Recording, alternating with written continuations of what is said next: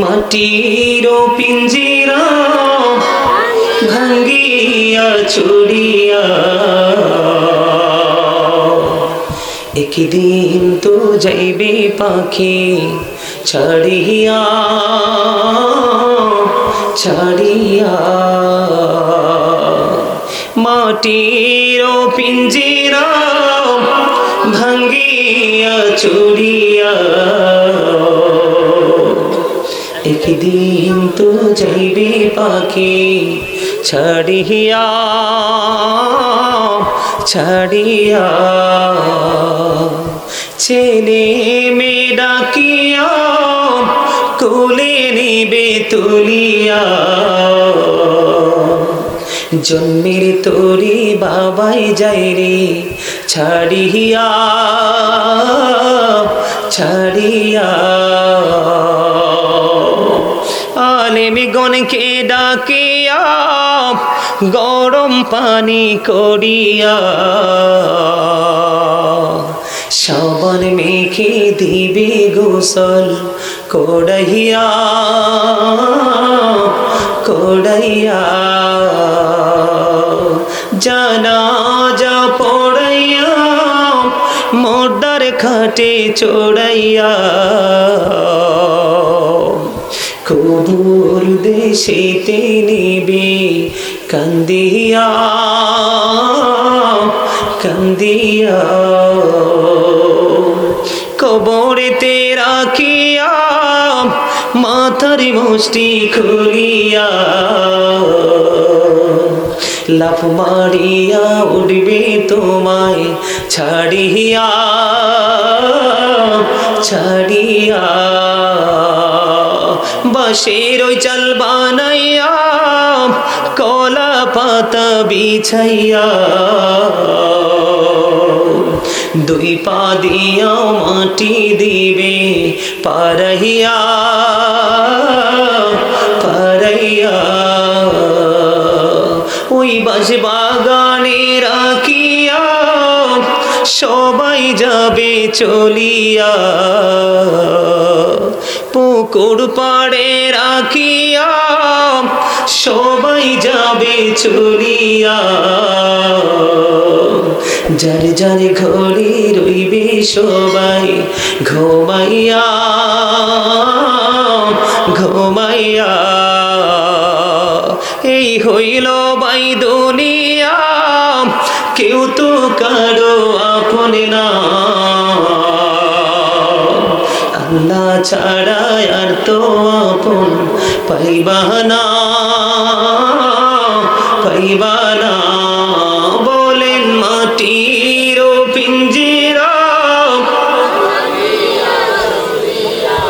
একদিন তো যাইবে পাখি ছাড়িয়া ছাড়িয়া আলেমগণকে ডাকিয়া এলেম কালাম শিখিয়া রোজা নামাজ লৌরি সাথী বানাইয়া বানাইয়া আল্লাহর জিকির করিয়া জবান রাখো বিজাইয়া মৃত্যু কষ্ট যাইবে দূরে সরিয়া সরিয়া সময় বেশি বাকি নাই নিঃশ্বাসের তো বিশ্বাস নাই সময় থাকতে গোনা মাফল চাহিয়া চাহিয়া মাটির পিঞ্জিরা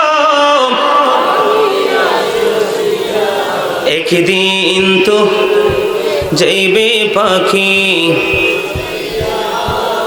ছাড়িয়া।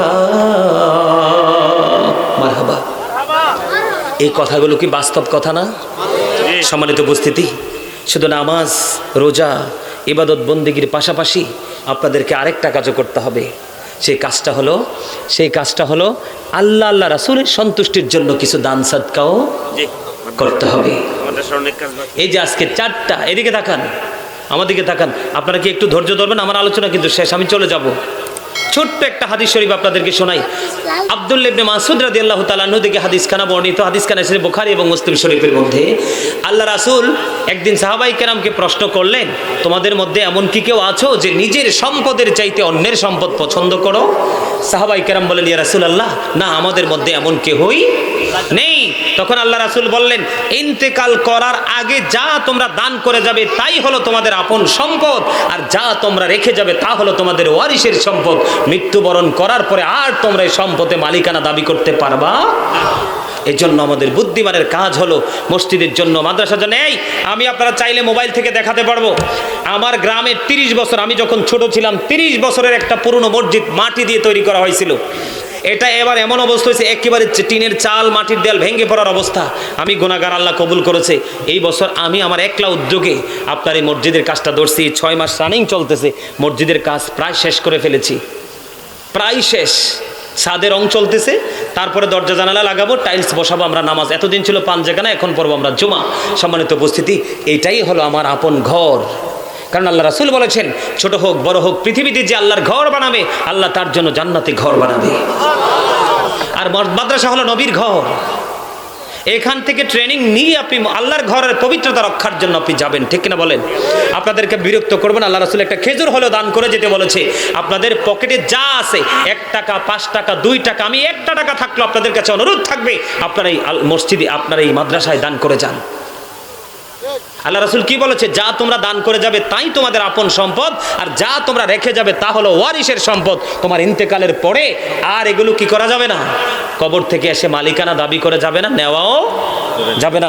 আপনারা লোক পাঠান না, আপনাদের কাছে যাবে, এখান থেকে লোক, আপনারা হাতে হাতে যার কাছে যা আছে আপনারা দেন। 5 টাকা, 10 টাকা, 20 টাকা, 100 টাকা, যার যা আছে। চেয়ারম্যান সাহেব কিন্তু সুন্দর একটা সমাধান দিয়েছিল, আপনাদের মনে আসেনি? 500 আনলে 250 অর্ধেক দিতে, কিন্তু আমি সেটা বলিনি, আপনার স্বাধীন মতো আপনি দেন। আমাদের এই ওয়ার্ডের মেম্বার না 5000 টাকা নগদ বর্তমান মেম্বার। ওরে বাপরে, ইয়াং ম্যান, আল্লাহ গো।